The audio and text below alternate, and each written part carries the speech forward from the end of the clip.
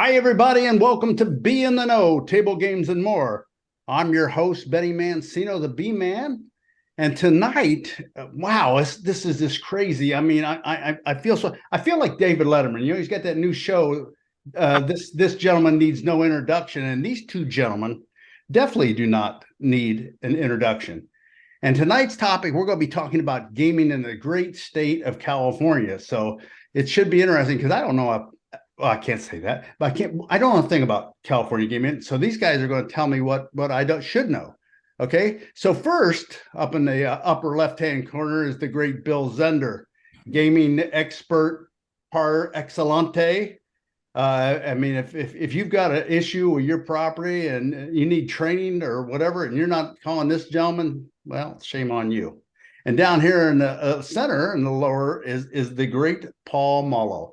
As everybody knows, everybody wants to be Paul Mollo. Paul Mollo has run some of the biggest operations in North America. I mean, if you haven't heard or been to the Hard Rock Tampa, well, it's a giant. Mm-hmm. And then he moved on to the Hard Rock Sacramento because he was bored and he didn't like the water no more. And then he got the chance to run Pechanga. And the only reason he went to Pechanga is because they got a robot. And the robot could do most of his work for him. So there you go. There you go. So, gentlemen, welcome to Be in the Know. Thanks a lot for having us. So before I get started here, I'll just ask you real quickly, Bill, what's been going on? We're done with this pandemic thing. My God, I got so sick of being on the webcasts and stuff and talking about what we're going to do about this. But and I think we pretty well put that behind us. But how's life post-COVID? Well, that's a wide open question. I'm glad we put the tents away and we've moved back indoors, but we did that probably about a year and a half, 2 years ago. A lot of places that I'm seeing, and I'm just not in California, all over the United States, is that a lot of places are getting a little slow from getting away from COVID. They like the idea that they keep the restaurants closed and they got limited hours on certain areas and certain amenities. And so they're getting a little bit this slow getting back into the regular swing of things. So. Yeah, I was out to Las Vegas a couple months ago, and what I noticed was, when I was out there 2 years ago or something for NIGA, when it was the first convention that opened, there was no buffets open, and everybody said there's none of them going to open. Now, at last count, I think there's 13 that have reopened. So, never say never, right? The Eagles once said they would never get back together until hell freezes over. Well, of course, hell did freeze over, and they got back together. So, yeah, that's a big difference. How about for you, Paul? What's the main takeaway you had since COVID? Since we got past most of it, let's put it that way. My main takeaway is hopefully it never comes back. I think we're all sick of it. We're all sick of the mask wearing and the sanitizers and the shields on the tables. Remember those, and the social distancing and all the craziness. So we're back to normal basically in our operations. I mean, there's still hand sanitizers everywhere. There's still people wearing masks if they want to. You see that obviously more often than we did before. And, we're basically back to normal. We did learn some things from it, but we're back to normal, I would say. Yeah, I don't think we'll ever be back to absolute normal. I mean, people are going to be a little bit more conscious of the environment they live around. But I don't see anybody like jumping into a ditch when somebody coughs or something like they were back a couple of years ago. So let's go on to our topic, California gaming. When I took a few moments to research this, there's a lot of conflicting information, but from my best count, there's 138 gaming venues in California. 66 of them are tribal casinos. 72 are card rooms. Now, they also allow charity gaming and racetracks, but we're not going to talk about those tonight. California gaming employs about 124,000 people, which I found was very impressive. About $19.9 billion to the economy, and about high threes billion in taxes a year. So pretty substantial state for gaming. Now getting to you, your environment, Paul, you run two tribal casinos. Now, if I'm wrong, tell me I'm wrong. But as far as the majority of the regulations with the tribal casinos, that is self-regulated within the tribes. Is that correct? Basically, yeah. I mean, we follow under the NIGC guidelines and regs. Which, I mean, if you look at them, they were kind of basically a carbon copy of the Atlantic City regs of yesteryear, which was a good regulatory environment to start with. So anyway, yeah, it's basically, we put things on file, all of our regs and all of our submissions. But you don't have to wait for months and years for approvals and stuff like that. Like some jurisdictions, you're pretty well can get things through and get a new idea on the table fairly quickly, or no? Correct. Yeah, I think we have that advantage. I mean, because we go through our own internal gaming, and they're tough. They go through every little word, everything. So it takes for a new game from soup to nuts to it takes about 2 months, 3 months to get it all approved. But again, not bad. The tribes bank the games, right? Am I correct? Yes. Okay. Oh, yeah. House bank card games. Oh yeah. So now, Bill, by my best research, there's 72 card rooms. Now, they're regulated by the California Gaming Commission and the Bureau of Casinos, something or another. Yeah. Is that correct? Yeah, that's actually the casinos, the card rooms, excuse me, because everybody calls them a casino, but they're a card room. And I want to just tell you the difference here. Card clubs cannot be involved in the win or loss of the game. The games are actually two types. One is poker, which is a pot game, and the other one is what I call rotating bank games. It's where the players actually bank against each other, and those are more of what you would know, and people would know as traditional casino type games. The card clubs serve really two masters. One is the local government, whether it's the city or the county or whoever licensed them to begin with. And then the second one is the Bureau of Gambling Control and also the Gambling Commission. And they, in their set of regulations, are somewhat different than they are from the class 3 casinos like Paul runs. So it gets to be it's a kind of a give and take with the card clubs over what you would have for a casino, because the card clubs don't have to protect a bankroll. Makes it a little bit easier. Yeah, so I was gonna ask you. I said I didn't think they were banking the games themselves, so they have a rotating bank. Now, in overall, is these rotating banks controlled by different entities, or are they really individual people, or are they like and I don't want to burst the bubble in Florida or give out some of the secrets there before I get to Florida. But it's supposed to be individual guys, but it's groups that sponsor these guys, and they go in there and sit on a corner. Is it similar to Florida? I don't know that much about Florida. Okay. I actually looked into banking games down in Florida at one time, and I didn't like the environment. Not Florida, but just their regulatory environment. The card clubs have been around for a long time. And they found when they started to put in the rotating bank games, that if someone came in and played and had a lot of money, what they would do is they would add liquidity to the game. Everybody want to go to that game and play. And if they're there playing, how the card room makes their money is they charge a fee. So the players pay a fee, then the person who takes the bank pays a fee. And the more people play and the more money on the layout, the more the fees they collect. And so they found out a long time ago that this was a good thing for the card clubs. So then some of and I did this for a while myself, some of the offshoots from the card counting groups that were attacking Nevada and other areas of the United States saw this as an opportunity and put together bankrolls and went in and actually took the bank whenever possible. the state of California found out that they were involved and figured they could make money off these banking projects, these banking groups.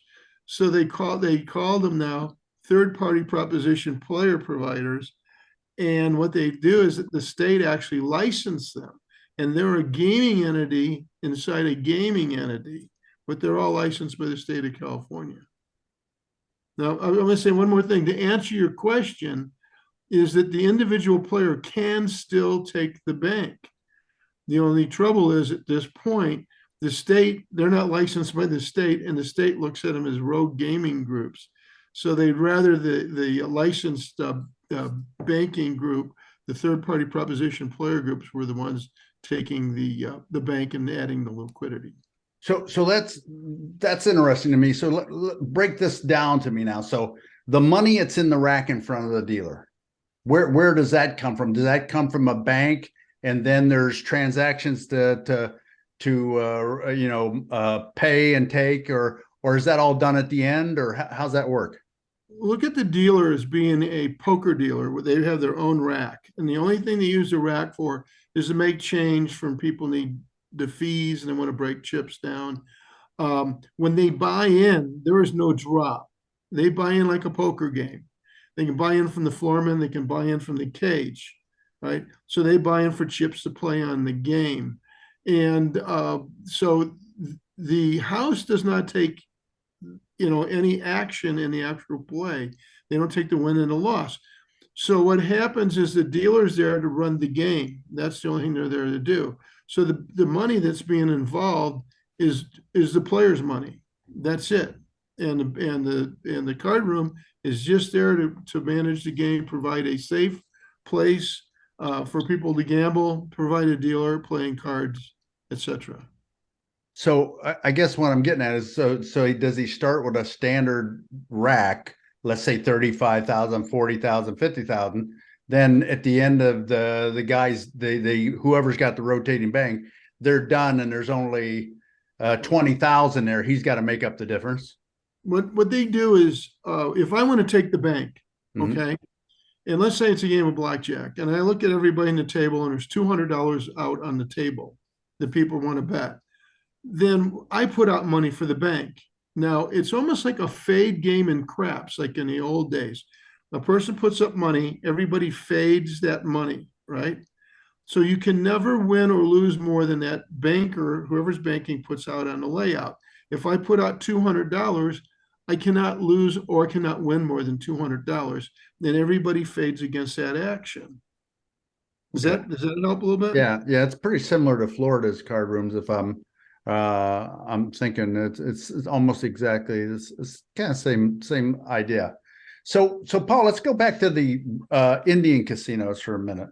What's the flavor of the day down there? I know there's a bunch of double decks down on your end, and other casinos in Southern California.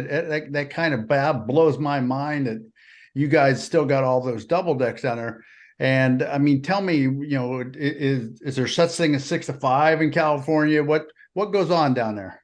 Oh yeah, we have the full myriad of we got the full spectrum from 6 to 5 single deck blackjack to probably the best double deck in the nation. I mean, when I took over Pechanga, they had I think it was 42 double deck games, and I've been trying to trim that down into 4 deck, 6 deck games, 8 deck games. So right now, currently, to answer your question, we got single deck, double deck, 4 deck, 6 deck, 8 deck, continuous shoe, Spanish 21, all the derivatives.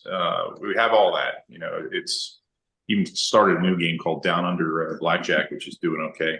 But yeah, it's but I'll tell you, it's great. I would say it's 3 to 2 blackjack basically, and it's the best game. I mean, we have a double deck game that I would put up against anybody in the nation, and it's $25, $50 minimum. So it's you get a lot of wannabe card counters that want to jump on these games, and we just kind of laugh at them because we're all over it.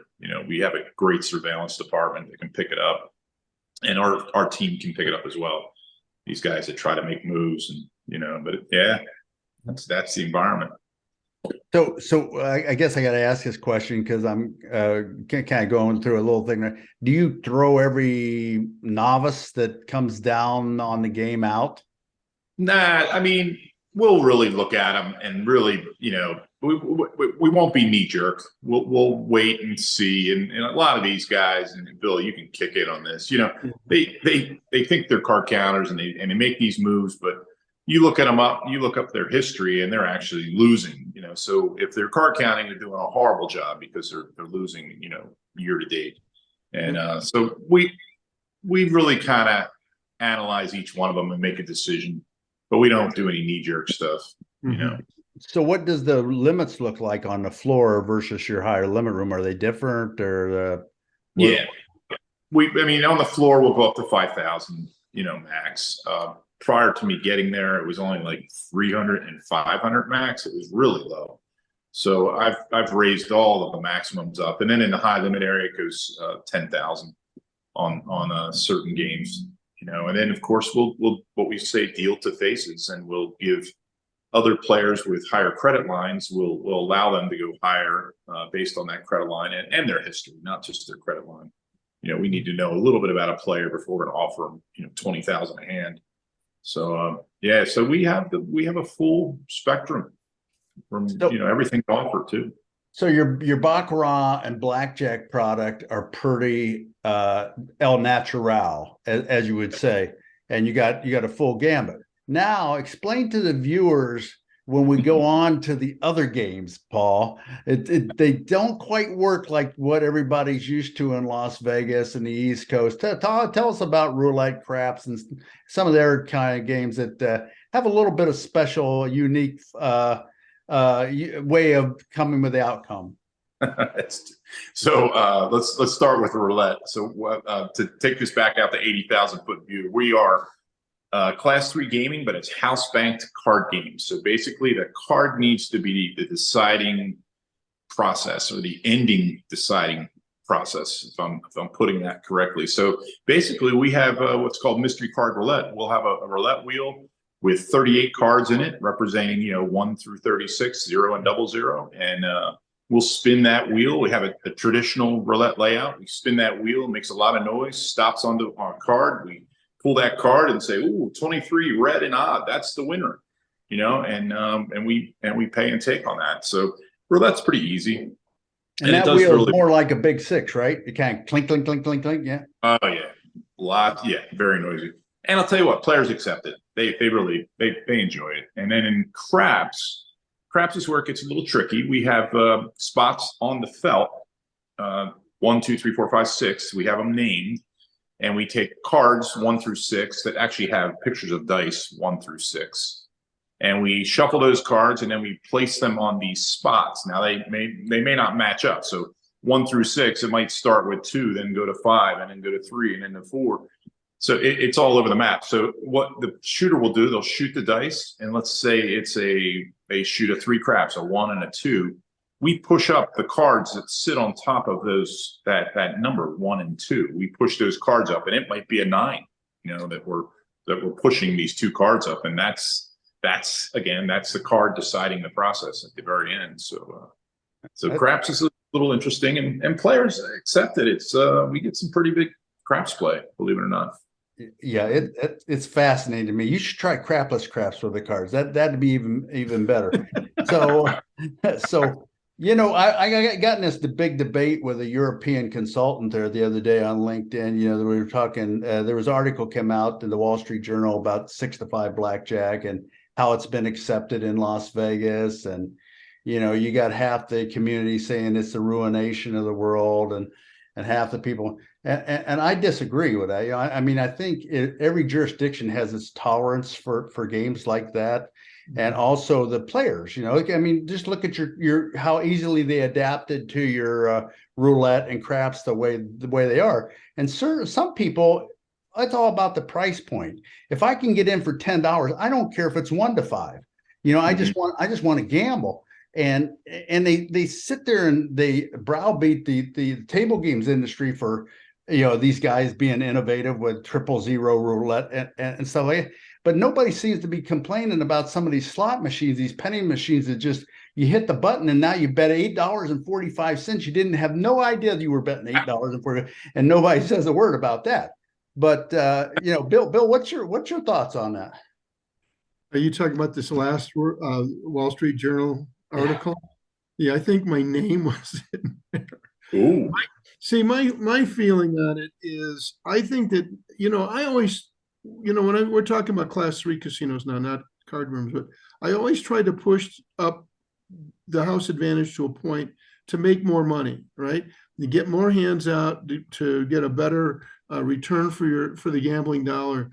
But you're going to hit a point where the players are not getting a big bang for their buck. And so basically what they're doing is they're going to start saying, hey, wait a minute, I came in here, and when, I used to be able to play for an hour on, a couple $100, and I can't even do that. So what happens, they start to try to think of what else could they be doing, because the gambling money is actually, it's discretionary on what most people want to spend it on. And they might say, well, hell, we'll just go to a theater, or we'll go out, we'll go to a sporting event, or we'll do something else like that. So when it gets right down to it, you're not just competing with the other casino, you're competing with other types of venues. And I think when we get to a point, we get too high, we start to price ourselves out of that business, and they start going somewhere else. I couldn't agree more. I mean, I think there's, like I said, I think there's a tolerance, and like some jurisdictions, there's no tolerance for a bad game or whatever. But it's just like, some people will tolerate driving around a Ford Focus. They not got the quality, but they got a little bit lower price point to get into it.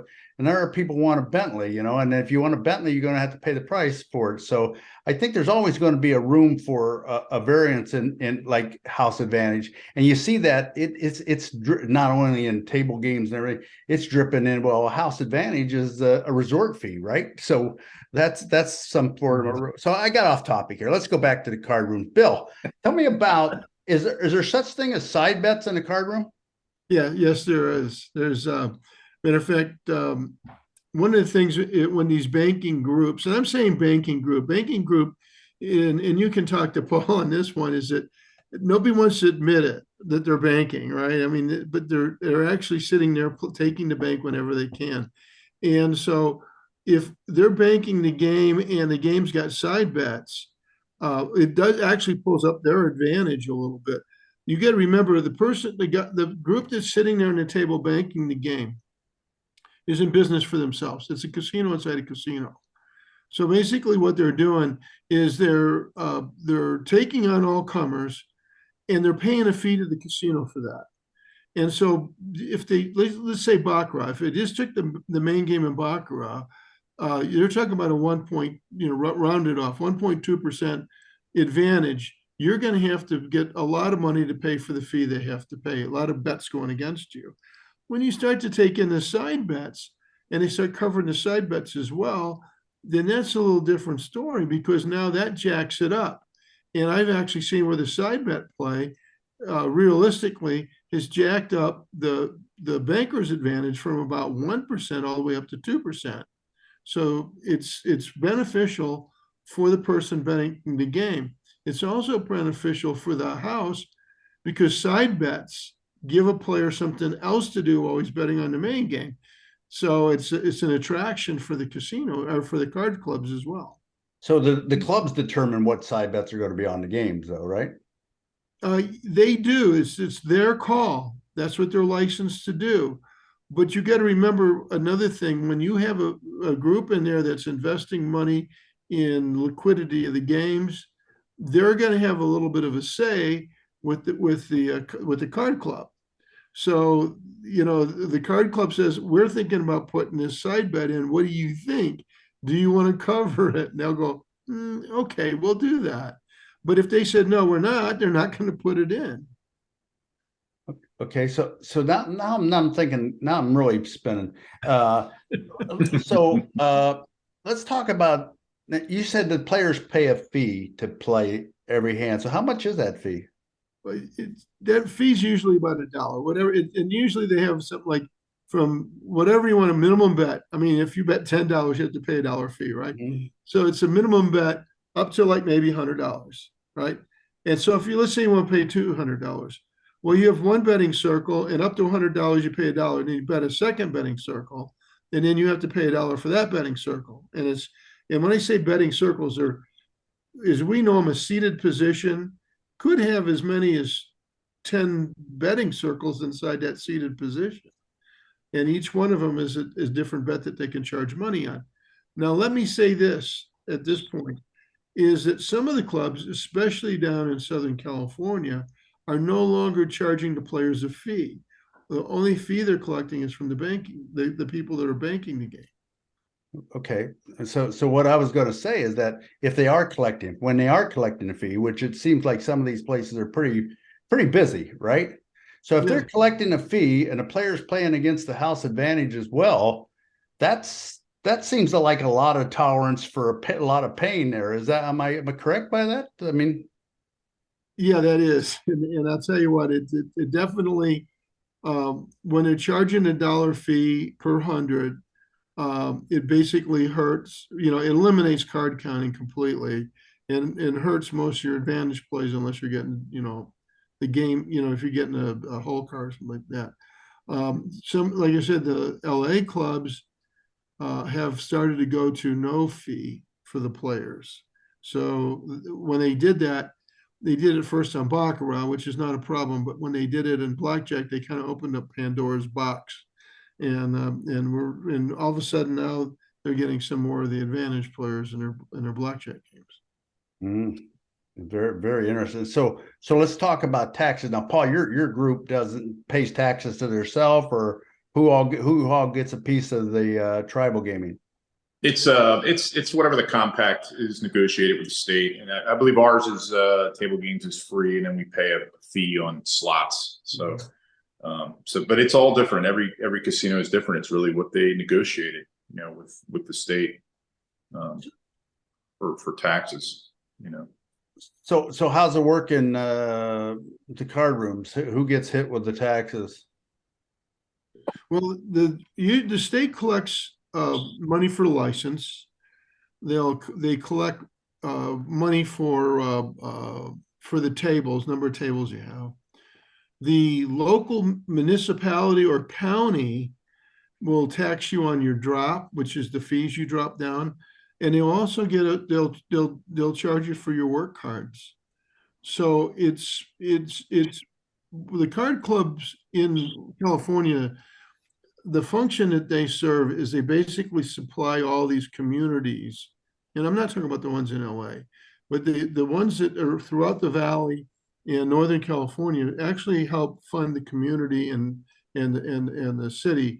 And this puts the state in a little bit of a position because of some of the regulations. They have to be very careful. They're not going to hurt the games, so they're afraid, they don't want to hurt the communities. So Paul mentioned that it takes like 2 or 3 weeks for a tribal casino to get a game up and running and approved. If a card room was bringing a new table game in, would it be about the same time or longer? That's a good question. Right now, I don't have an answer for that, because there's been some legal actions that have been brought against the card clubs, primarily by the state and by Native Americans. And one of the things that they've challenged is the rotating bank. And until that is kind of given a blessing or put away, the state has been reluctant to approve any new games. And that means that you've had 3-card poker home at Texas Hold'em for a while. What I understand right now is the state is starting to open up more different side bets and different new games for the card rooms to use. So was it a long process in the past, though, Bill, or was it pretty much like what Paul's describing? It varies. It varies. It could be months. It could be a year.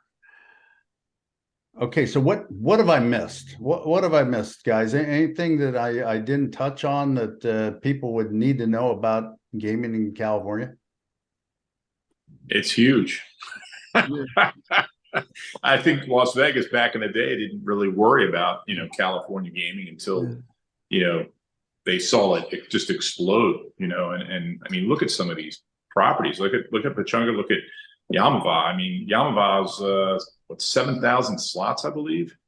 And they have less table games than we do, but I think they're around 120 table games. But still, you're talking about a massive property. Yeah. And I mean, there's a market for it. I mean, look at that LA market. I mean, Bill will tell you it's crazy over there. We're in touch with that LA market, and we get some from Southern California, San Diego way, but it's huge. Well, I just think it's opened up more people to gaming and the opportunity. Everybody, when I was working in Las Vegas and the California Gaming Act, the Tribal Gaming Act was signed, everybody said, "Well, that's it, boys. Call it a day. We're closing up shop in Las Vegas."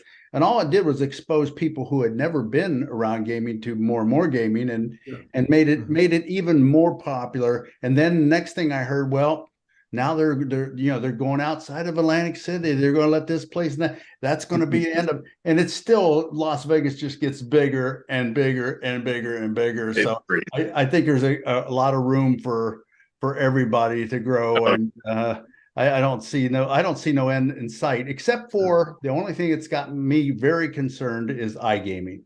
iGaming's in 6 jurisdictions now. Sports betting's in 33 jurisdictions, and I think the sports betting is just a lead in to get the iGaming in next, and especially in states where the religious rights will never let a brick and mortar casino hit the ground.